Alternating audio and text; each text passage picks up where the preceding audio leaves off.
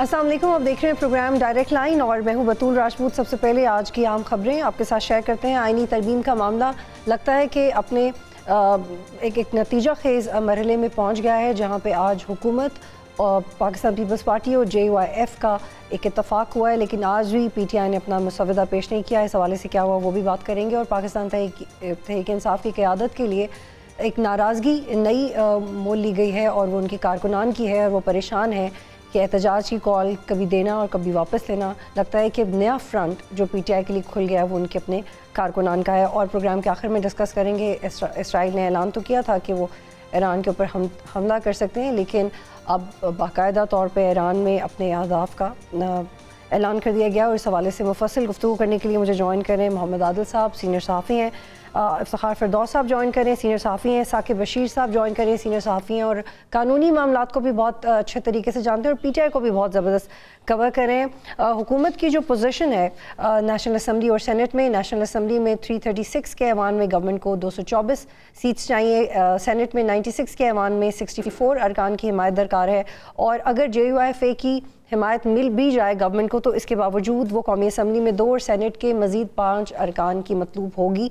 देखते हैं कि गवर्नमेंट इसको कैसे हैंडल करती है। साकिब बशीर साहब, मैं आपसे आगाज़ करना चाहती हूँ, क्या जो आइनी तरमीम का मामला है वो आइनी अदालत की बहस से निकल के आइनी बेंच पे चला गया है और इस पे इक्तफा हो गया है? और अगर हो गया है तो इसका मतलब है कि जो असल में पॉइंट था, जो असल में बोन ऑफ कंटेंशन थी, जो लड़ाई थी एक पैरेलल कोर्ट की, वो ख़त्म हो गई? नहीं, ये बुनियादी तौर पर तो ये JUIF उनकी ये तजवीज़ है कि आइनी बेंच बनना चाहिए। और मौलाना ने परसों बिलावल के साथ और रात को मुस्लिम लीग नून के रहनुमाओं के साथ जो प्रेस टॉक की थी, उसमें कैटेगोरिकली कहा था कि हमारा जो मसवदा है वो अगर कोई मानते हैं तो ठीक है, साथ बिस्मिल्लाह, नहीं तो फिर जो है वो देख लें आप। तो उसमें मौलाना की ये तजवीज़ तो मानी जा रही है, लेकिन अब जो मसवदा सामने आया है उसमें और भी बहुत कुछ है।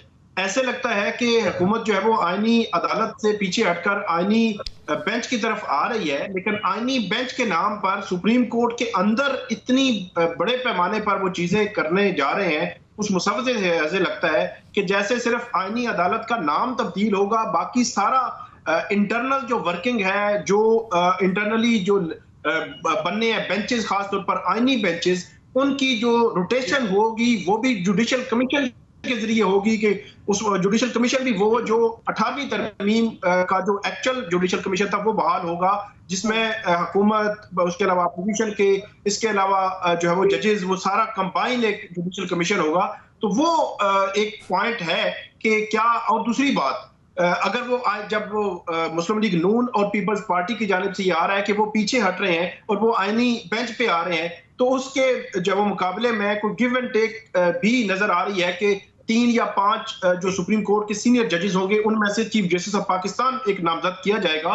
तो वो एक अलग से एक बहस है, क्योंकि वकला जो कम्युनिटी है वो इस बात को भी मानने के लिए तैयार नहीं। जहां पे वो आईनी अदालत को रिजेक्ट कर रहे हैं, वहीं पे जो टॉप 3 या 5 में से जजेस की तैनाती है या नामजदगी है उसको भी रिजेक्ट कर रहे हैं। अच्छा साकिब साहब, एक तो ये थोड़ा बताइएगा, ये थोड़ा सा आगे बढ़ने से पहले ये क्लियर कीजिएगा कि आप कह रहे हैं कि जो आईनी अदालत है तकरीबन उसी तरह के इख्तियारात आईनी बेंच को भी हासिल होंगे, तो अगर आईनी बेंच के इख्तियारात वही हैं तो फिर इत्तफाक राय क्यों हो गया? फिर मौलाना ये क्यों कह रहे हैं कि जो हमें पसंद नहीं था वो मुस्तरद हो गया? तो मुस्तरद क्या हुआ है, सिर्फ नाम? क्योंकि आप कह रहे हैं इख्तियारात तो वही हैं।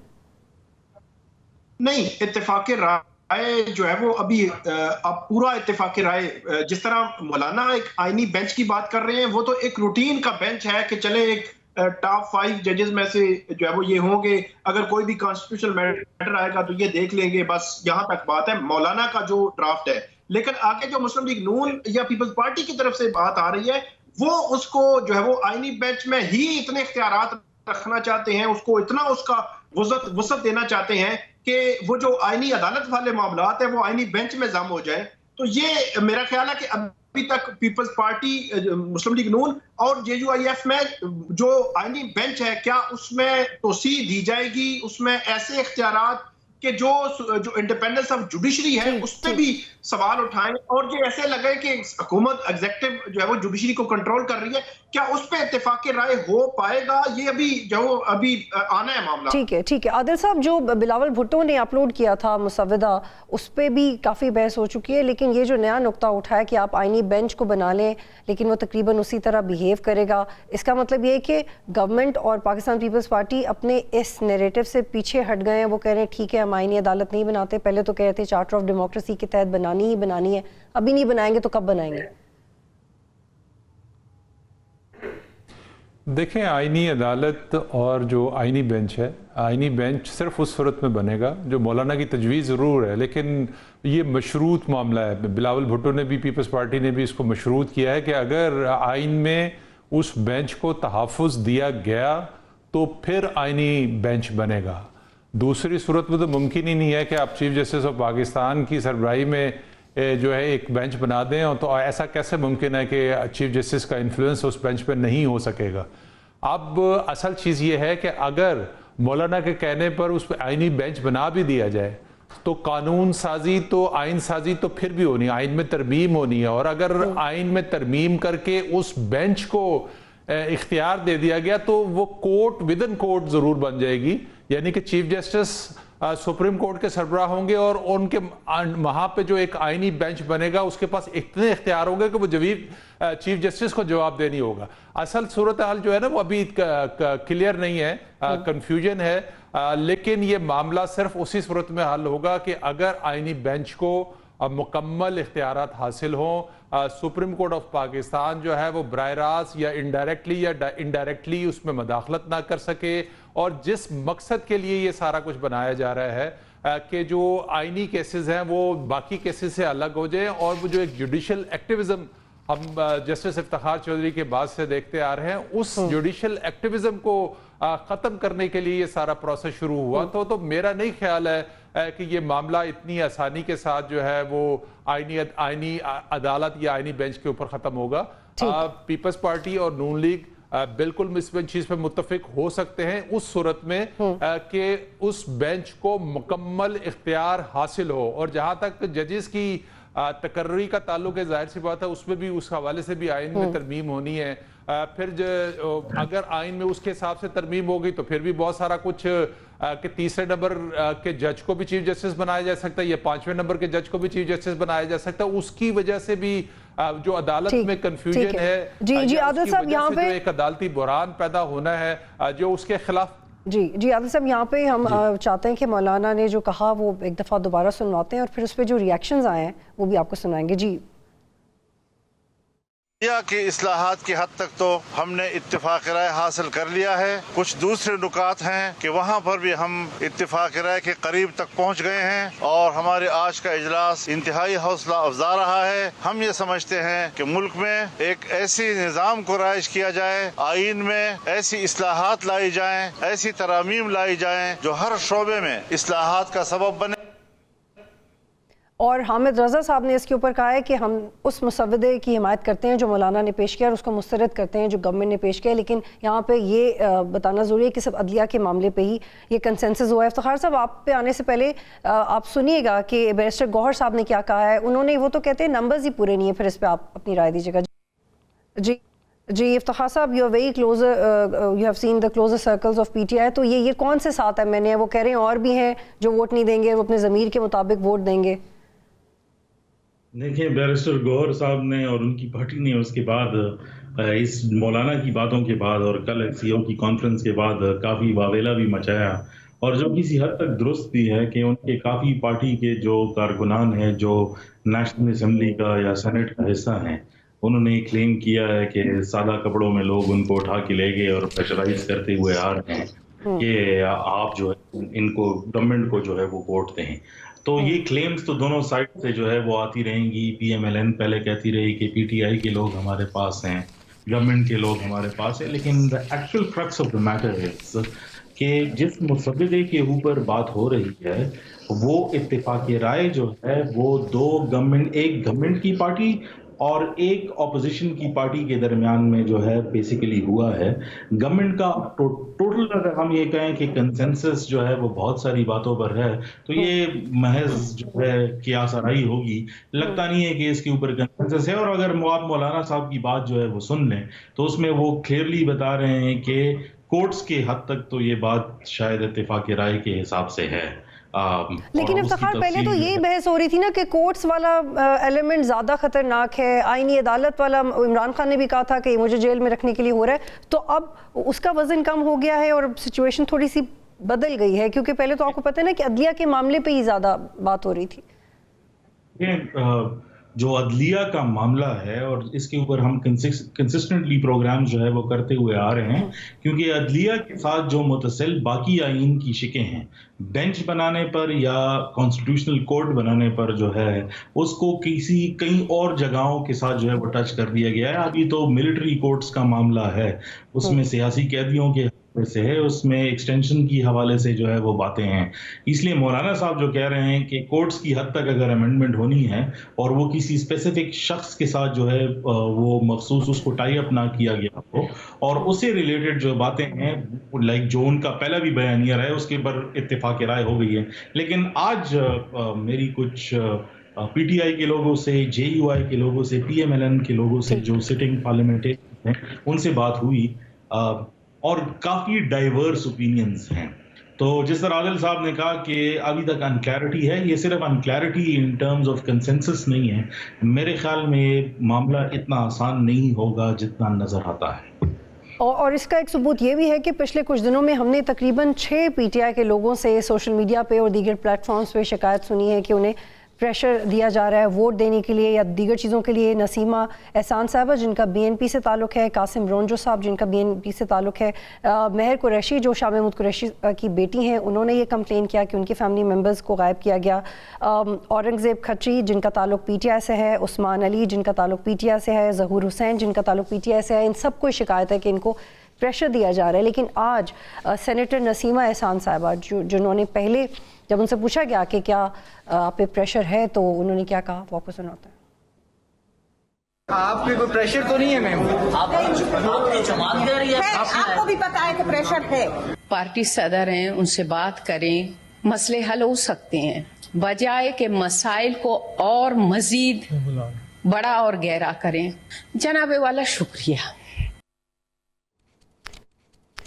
और जैसे हम देख रहे थे कि वो असेंबली के फ्लोर पे जाने से पहले तो बड़ा बात कर रही थी कॉन्फिडेंस के साथ, लेकिन सेनेट के फ्लोर पे वो रो पड़ी और ये वो मनाजिर है जो कि हम हरगिज़ नहीं देखना चाहते।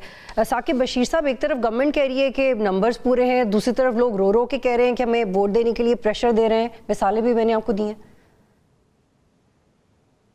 मेरा ये ख्याल है कि हुकूमत तो चले वो भी गए, लेकिन जो मनाजिर हम पिछले 4-5 दिनों से पीटीआई भी शिकायत कर रही है, उन्होंने पहले रिजाइन कर दिया था, अब जो है वो शिकायत कर रहे हैं। तो ये जो बात है ये मेरा ख्याल बड़ी तशवीशनाक है। इस वजह से तशवीशनाक है कि सुप्रीम कोर्ट ने तकरीबन 3 अक्टूबर को 63A की नजरसानी का फैसला दिया था। उस फैसले पर जो है वो किसी का कोई जो मेरे ख्याल में इख्तलाफ नहीं था कि माजी में जब फैसला हुआ तो वो रीराइटिंग थी तो उसको जो है दुरुस्त कर दिया गया, लेकिन फैसले की जो वक्त था, मखसूस सियासी हालात थे, उस पर जो है वो तनकीद होती रही। और तनकीद इसीलिए हुई कि फ्लोर क्रॉसिंग का रास्ता खुल जाएगा क्योंकि हुकूमत इस वक्त आईनी तरमीम लाना चाह रही है, और वो जो तनकीद थी वो दुरुस्त साबित हुई। आज जो मंजर जो है वो हम देख रहे हैं कि आप दौस धांधली, आप जो है वो किसी को खौफ से, डर से, किसी को जो है वो उठाकर, किसी की फैमिली को उठाकर लापता करके जो है वो ये सारी आईनी तरमीम करने का जो है वो कोशिश की जा रही है।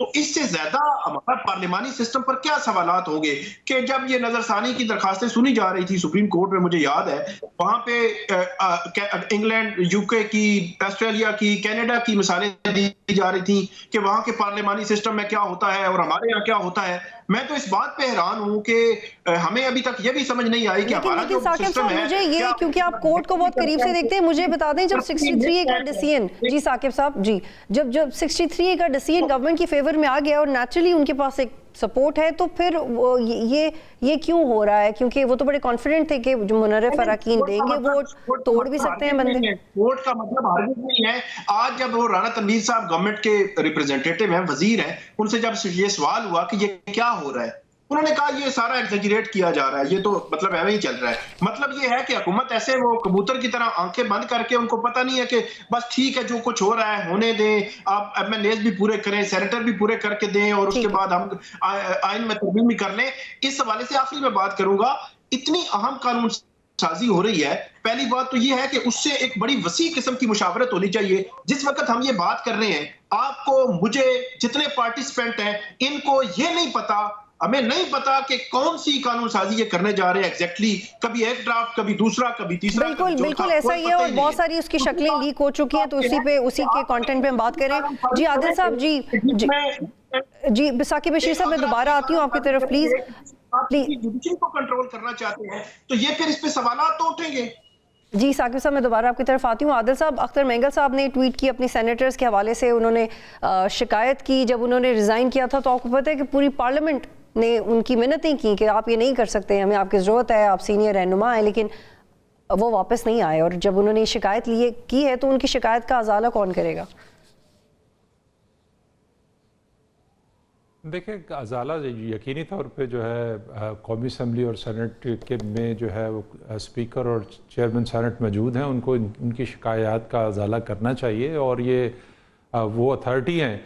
इससे पहले आपने एक शॉर्ट सुनाया था बैरिस्टर गौहर का कि वो कह रहे थे कि हुकूमती जो एमएनएज़ हैं वो उनके साथ खड़े हैं और वो ज़मीर की आवाज़ पे वोट देंगे। तो मेरे लिए बड़ा एक मजाका खेज सा बयान है कि आप अपने एमएनएस अगर उनको वोट देंगे तो आप कहते हैं कि ये जमहूरियत के खिलाफ है, और अगर हुकूमती एमएनए आपको वोट दे दें तो वो फिर ज़मीर का वोट होगा। यानी कि आप भी वही दावा कर रहे हैं जो हुकूमत दावा कर रही है। वाला इलेक्शन याद है ना? आइन ये उसी की इख्तरा है। जी बिल्कुल ऐसे ही। मैं उस वक्त आप पीटीआई की रहनुमाओं के बयान सुन लेना, सब बयान लीडरों का ये दावा था कि जी जो हुकूमती सेनेटर्स हैं उन्होंने ज़मीर के मुताबिक वोट दिया है।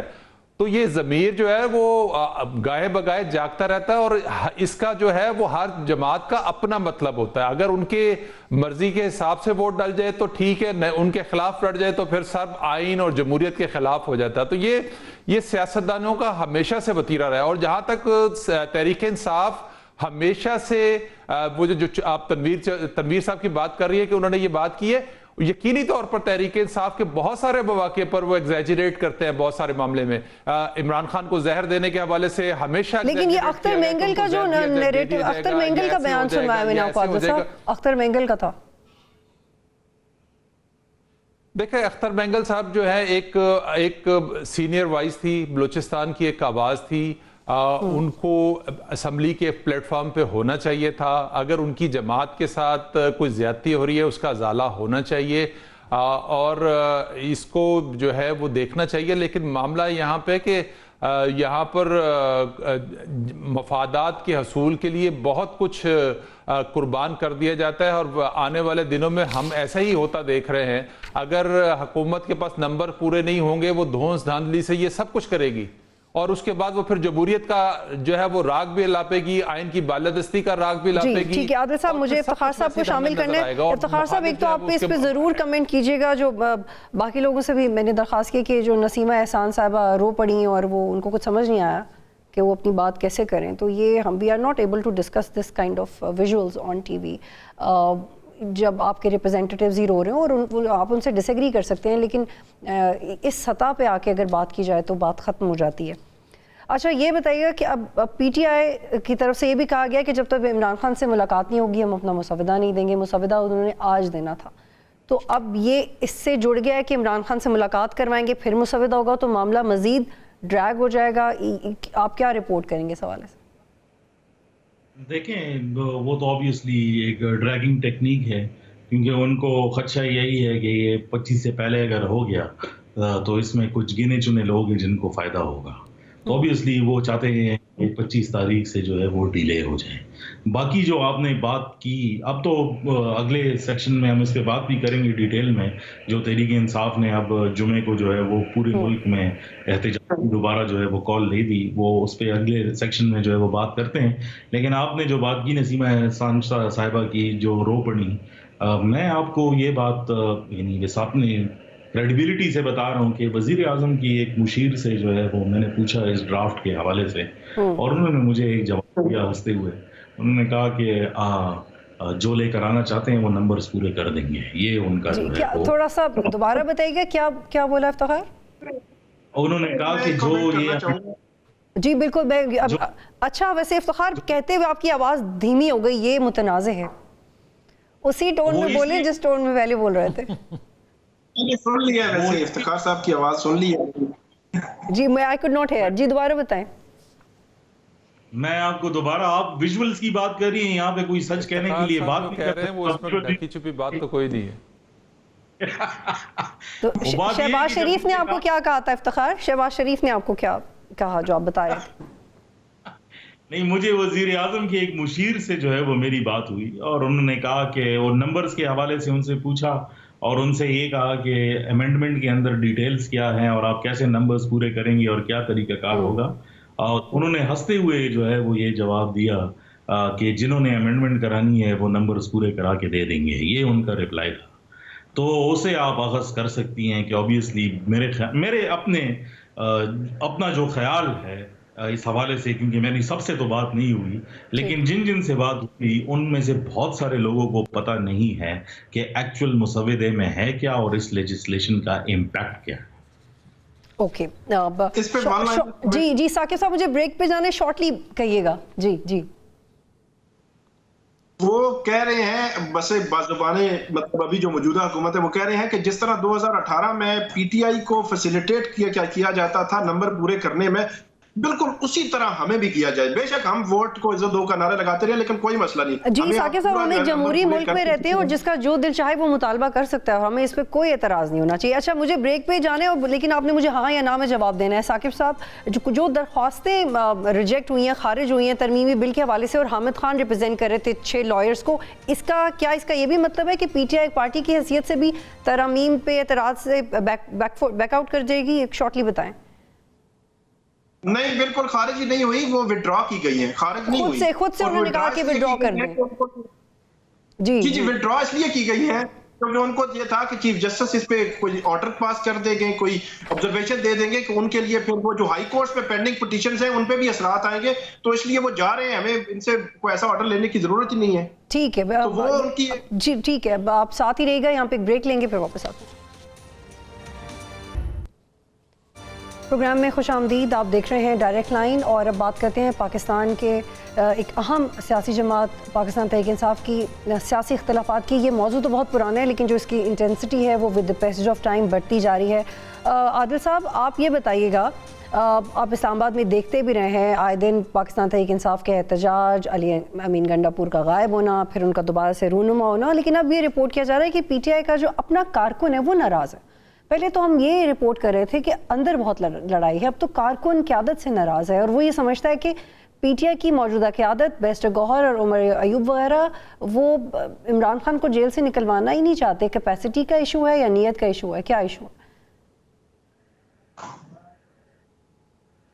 देखिए, तहरीक इंसाफ जो है वो कोई नज़रियाती नहीं, शख्सी पार्टी है। वो सिर्फ इमरान खान के गिर्द घूमती है, और जितने भी तहरीक इंसाफ के रहनुमा हैं, जो बेशक बैरिस्टर गौहर हों, जो उनके पास इख्तियार कोई नहीं है, कोई मैंडेट नहीं है किसी फ़ैसले का भी।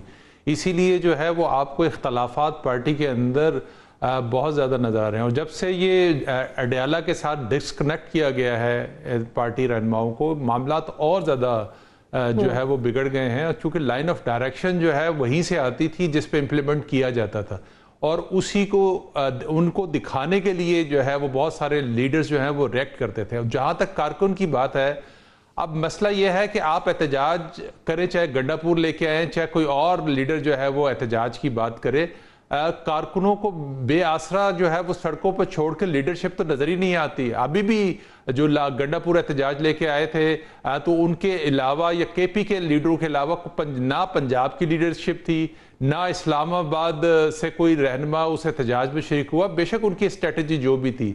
और हमने देखा कि कारकुन जो है वो यहाँ पर सड़कों पर पुलिस का मुकाबला करते हुए दिखाई दिए। वो पथराव भी कर रहे थे, लाठियां भी खा रहे थे, शेलिंग भी जो है बर्दाश्त कर रहे थे। तो कारकुन को सिंध का नजर ही नहीं आ रही है कि किसने जो है वो एहतजाज की कॉल देनी है, किसकी बात पे यकीन करना है, किसके कहने पे आगे जाना है, किसके कहने पे कोई अमल करना है। अगर इसी तरह जैसे मैं पिछले भी जो लास्ट इन्होंने एहतजाज की 15 अक्टूबर को एहतजाज की कॉल दी थी, उसमें भी यही मसला था कि कारकुनों को अपील की दी जा रही थी कि आप डी चौक पे पहुंच जाए, कोई लीडर मौजूद नहीं है। तो ये प्रॉब्लम है और इसी वजह से जो है वो कारकुन परेशान भी है और उनको कोई सिर्फ नजर भी नहीं आ रही, वो किसी लीडर के पीछे उनको समझ नहीं आ रही कि किसकी बात माने और किसकी बात ना माने। और जो उनकी आईनी कमेटी है या दीगर कमेटियों के दरमियान जो इनके इख्तलाफात एक दूसरे के हैं, जो बाहर बैठी हुई क्या जी बिल्कुल। और आदिल साहब ये भी हुआ था कि जिस वक्त पहले भी वजीर आला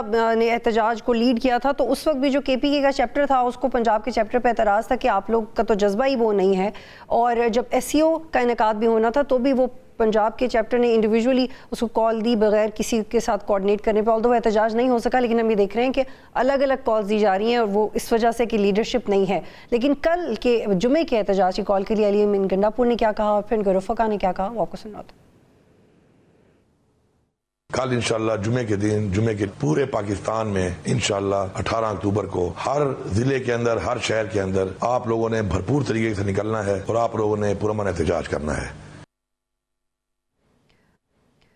अच्छा, इफ्तिखार साहब ये कह रहे हैं कि ऑफिशियल कॉल नहीं आई, अब ग्राउंड पे कोई लीडरशिप मौजूद नहीं है, परवेज़ इलाही बीमार है, शाह महमूद कुरैशी साहब की वो से नहीं है।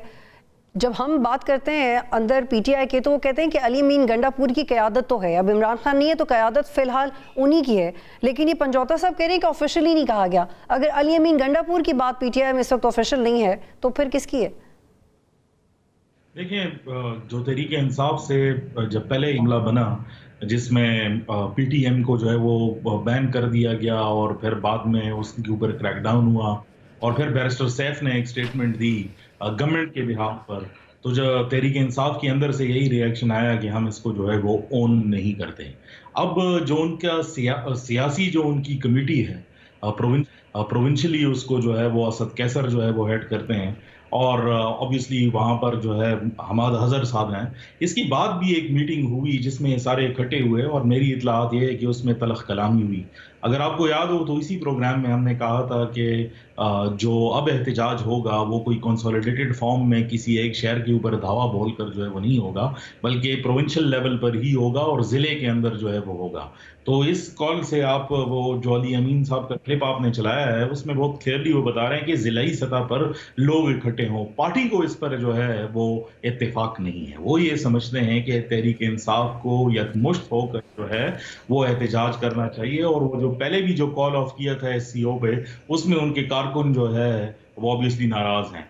यहाँ पर जो KP के अंदर जो सेंटिमेंट है वो ये है कि वोट तो इसलिए दिया था ताकि डिलीवरी हो, वोट इसलिए नहीं दिया था कि वो एक शख्स के पीछे गवर्नमेंट की रिसोर्सेज जो है वो लगा दें, क्योंकि अगर आप डिलीवरी नहीं करते तो आपको अगली बार वोट नहीं देंगे। तो गवर्नमेंट की अपनी मजबूरी है, सेंटर जो पार्टी लीडरशिप है उनकी अपनी मजबूरी है, लेकिन अब ये मजबूरियां जो है वो इख्तिलाफात की शक्ल इख्तियार कर गई हैं और वो स्टेटमेंट्स आपने खुद भी देखी होंगी और सोशल मीडिया उसे भरा हुआ है जिसमें एक दूसरे के ऊपर लान तान और दूसरा एक दूसरे के ऊपर ये इल्जाम भी कि वो एस्टेब्लिशमेंट की लाइन जो है वो कर रहे हैं अपनी हुकूमत बचाने के लिए। तो मेरे ख्याल में इसमें अब चूंकि वो उनके डायरेक्ट एक्सेस जो है वो काट दिया गया है, लीडरशिप तो तहरीक इंसाफ के अंदर पहले भी नहीं थी, it was a one man show. अभी भी बहुत क्लियर है कि ये वन मैन शो ही है और अगर वो एक आदमी जो है वो सिनारियो से गायब हो जाए तो स्ट्रक्चर जो है वो कोलैप्स की तरफ और अंदरूनी इख्तिलाफ का शिकार हो जाता है, वो बहुत विजिबल है। जी जी जी साकिब बशीर साहब, तो जो कारकुनान है वो ये समझते हैं कि इमरान खान को अकेला छोड़ दिया है?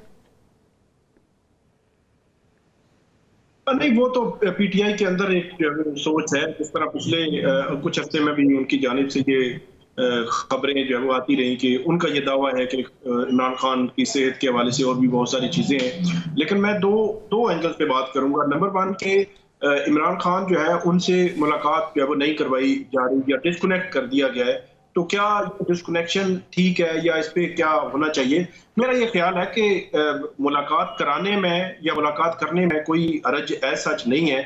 3 अक्टूबर से मुलाकात जो नहीं कराई जा रही, और इस वक्त Imran Khan under trial prisoner है, वो कन्विक्टेड नहीं है। कन्विक्शन जो है उनकी जहां पे भी हुई, कुछ में बरियत हो चुकी है और कुछ में सस्पेंशन है, मतलब उनकी जमानतें हो चुकी हैं, और इस वक्त अंडर ट्रायल प्रिजनर है। अंडर ट्रायल का मतलब ये है कि जिस तरह नवाज शरीफ साहब आते थे यहाँ पे इस्लामाबाद की एहतसाब अदालत में, वो जब आते थे कोर्ट के बाहर भी टॉक करते थे, कोर्ट के अंदर जब प्रोसीडिंग चल रही होती थी आगे, तो पीछे बैठ के वो बात करते थे गैर रस्मी सहाफियों के साथ, फिर बाहर निकलते थे तो दोबारा टॉक करते थे। वो अंडर ट्रायल प्रिजनर थे या अंडर ट्रायल थे, उनकी जमानत थी उस वक्त, तो ये अंडर ट्रायल प्रिजनर है। तो इसलिए मेरा नहीं ख्याल कि इस किस्म की सख्तियां आप लगाना, एक चीज तो मतलब एडमिटेड फैक्ट है ना कि वो जो आप कहते हैं कि वो एक बड़ी पॉलिटिकल पार्टी के लीडर है, वो उसकी एक सूबे में हुकूमत है, मरकज में उनका अच्छा खासा जो है वो हिस्सा है, इसी तरह पंजाब में उनका हिस्सा है, तो इसलिए उसको इस तरह ट्रीट करने से मेरा ख्याल है ये तो हो सकता है किसी की अना जो है वो पूरी हो सके, लेकिन उसको ट्रीटमेंट जो है वो मुलाकात के हवाले से इस तरह की पाबंदी मुझे समझ से बाहर आ रहा है। दूसरी जो आपने बात की उसका एक और पहलू भी है कि एक तो लीडर के साथ आप एहतजाज के लिए आते हैं और एहतजाज करते हैं और एहतजाज करके चले जाते हैं, लेकिन एक लीडरलेस एहतजाज है। अगर लीडरलेस एहतजाज हो और उस एहतजाज का भी हुकूमत जो है वो पूरी पैनिक ले जाए, आपको अंदाजा है कि जो लास्ट टाइम जो एहतजाज हुआ था जिसमें अली मीन गंडापुर जो है वो उधर से निकले थे और उस तरह का हुआ था, वो एहतजाज जो है अगर पीटीआई करती, साकिब साहब मुझे ब्रेक की तरफ जाना है प्लीज। यहाँ पे डी चौक की तरफ यहाँ एहतजाज कर लेते, सिर्फ मैं बात मुकम्मल कर लूं, लेकिन हुकूमत वक्त ने रावलपिंडी और इस्लामाबाद पूरा ब्लॉक किया, वहां पे जो मोबाइल सर्विस थी वो बंद थी, मल्टीपल उसमें ऐसी चीजें थी कि जिन लोगों को नहीं भी पता चलना था उन्होंने भी पता चला। ठीक है साकिब साहब, यहाँ पे एक ब्रेक लेनी है, फिर वापस आते हैं। प्रोग्राम में खुशामदीद, और अब बात करते हैं इसराइल गज़ा जंग के हवाले से, जो कि सिर्फ गज़ा तक मुहित नहीं है बल्कि दूसरे ममालिक ख़ासतौर पर लबनान तक फैलती जा रही है और हालात बहुत तशवीशनाक हैं। साकिब साहब हम एथिकली तकरीबन रोज़ ही इस हवाले से बात करते हैं और अपनी फीलिंग्स और एक यकजहती का इजहार करते हैं अपने प्लेटफॉर्म के थ्रू। अब तो बाकायदा तौर पे ईरान के ऊपर इसराइल ने हमले का ऐलान कर दिया और अपने अहदाफ भी बता दिए हैं, और इससे पहले ईरान ही कह चुका था कि हम लोग जंग करना नहीं चाहते पर हम जंग से डरते भी नहीं हैं। तो दिस इज़ वेरी क्रूशल। जी बिल्कुल, जो इसराइल है, आप 7 अक्टूबर को ये वाक़या हुआ था 2023 को, जो हमास ने जो अटैक किया था इसराइल, 1 साल गुजर गया है और इसके दौरान इसराइल हानिया, फिर हिजबुल्लाह की सरबराह, फिर जो ईरान के अंदर जो मामला हुए, तो इस पे आप देख लें कि इसराइल के साथ एक तरफ तो ये जंगबंदी जंगबंदी की कोशिशें है या इसराइल को कहा जा रहा है, आलमी अदालत इंसाफ भी कह रही है, लेकिन दूसरी जानिब अमेरिका का अगर आप इसमें रोल देखें तो वो दूसरी जानिब असला के लिए वहाँ फंड भी उनको मुहैया कर रहा है, इसराइल को एम्पावर कर रहा है इसराइल को। तो इसराइल जो है वो इस खित्ते का जो इस तरह मतलब ट्रीट कर रहा है, जिस तरह आपने ये लबनान में देखा कि वहाँ पे जो वाकी टॉकी थे या इस तरह का जो उन्होंने वहाँ पे अटैक्स किए थे, तो ये जदीद जो आलात है वो भी इस्तेमाल कर रहा है। तो जो वर्ल्ड की उसको जो सपोर्ट है इसराइल को, वो सपोर्ट जब तक पीछे नहीं हटती तब तक मेरा ख्याल में इस खित्ते में अमन लाना या आना जो है वो मुश्किल नजर आ रहा है। ईरान जिस जंग से खुद को डिस्टेंस करना चाह रहा है, वहां उसको धकेलने की कोशिश की जा रही है, और ईरान इसराइल अगर जंग लगती है तो उसके असरात हमें पूरे मिडिल ईस्ट में जो है वो नजर आएंगे और उसके असरात मजीद भी जो फैलने के जो इम्कानात मौजूद हैं। दूसरी जानिब अगर देखा जाए तो पाकिस्तान में इसमें सेंटीमेंट्स तो पाए जाते हैं, लेकिन इससे ज्यादा सेंटीमेंट्स जो पब्लिक है यूरोप की, मैंने अमेरिका की यूनिवर्सिटीज आप देख लें या ऑस्ट्रेलिया में मुख्तलिफ यूनिवर्सिटीज में गजा के हक में या लंदन में बड़े बड़े मार्च हुए, वो जो गजा के हक में जो है आवाज उठा रहे हैं, जो जुल्म सितम 1 साल से हो रहा है, 40,000 से ज्यादा जो है वो लोग शहीद हो चुके हैं, मतलब तकरीबन लाखों लोग जो है वो बेघर हैं, और वो जो नागजीन है वहाँ पे उनके जो बस्तियां हैं उनको अटैक किया जाता है, हॉस्पिटल्स को अटैक किया जाता है, लेकिन ना तो इंसानी हुकूक कहीं पे जागते हैं, ना कोई होता है। लेकिन मैं जो यूनिवर्सिटीज की बात कर रहा हूँ, जो पब्लिक की, वहाँ उनके सेंटिमेंट्स मैं समझता हूँ कि मुस्लिम ममालिक से ज्यादा और आवाज जो है वो आ रही है। बिल्कुल साकिब साहब, मैं आदिल साहब को शामिल करती हूँ। आदिल साहब, आपको याद है कि 8 अक्टूबर के बाद सबसे पहला खतरा यही था कि ईरान इसराइल जंग छिड़ सकती है, और जब ईरान ने बाकायदा एक अटैक भी किया था 100 मिसाइल्स का प्रॉबेबली, और लेकिन उसके बाद उसको कंटिन्यू नहीं किया, तो फाइनली खुदा न खास्ता उस फेज में एंटर हो रहे हैं। नहीं, अभी तो सिर्फ धमकियों से आगे बात नहीं बढ़ी, और मेरा नहीं ख्याल है कि अभी फौरी तौर पे इसराइल ये सारा कुछ कर सकता है, क्योंकि उसको पता है कि अगर उसने कोई हमला किया, कोई टारगेट उनके जो है मिसाइल प्रोग्राम को किया या दीगर तनसीबात को निशाना बनाया, तो ईरान की तरफ से किसी न किसी तरह का रिएक्शन जो है वो लास्ट टाइम की तरह आ सकता है, और उसमें इसराइल का काफ़ी नुकसान हुआ था। आज भी इसराइल जो है अपने टारगेट्स अचीव कर रहा है। उसने हमास के जो नए सरबराह था उनको भी शहीद करने का दावा किया है। तो ये चीज़ें जो सराउंडिंग्स हैं ईरान की, जिससे सपोर्ट मिल सकती है, या ईरान के हमले की सूरत में जो है लेबनान से, शाम से अटैक्स हो सकते हैं, तो अभी तो वो कोशिश कर रहा है कि वहाँ से जो उसको ईरान की मदद आ सकती है उसको पहले वो ख़त्म करे, और वो अपने मकसद में किसी हद तक कामयाब होता हुआ दिखाई दे रहा है। क्योंकि हम प्रोग्राम के वाइंड अप की तरफ जा रहे हैं। इफ्तिखार साहब, इजराइल ने हदाफ की मंजूरी तो दे दी है, तो खतरे का साइन है, शॉर्ट कमेंट ऑन इट।